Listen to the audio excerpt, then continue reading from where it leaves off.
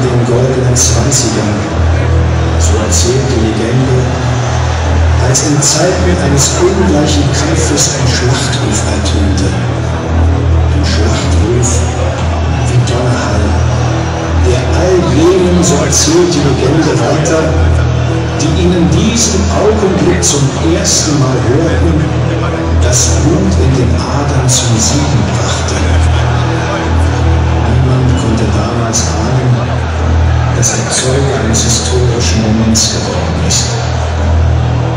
Und heute, Jahrzehnte danach, in scheinbar aussichtslosen Kämpfen, erschallt er laut von den Rängen, wie damals, als der Durchhaltewillen der Schlosserjungs aus Oberschöneweide ins Unermessliche stieg.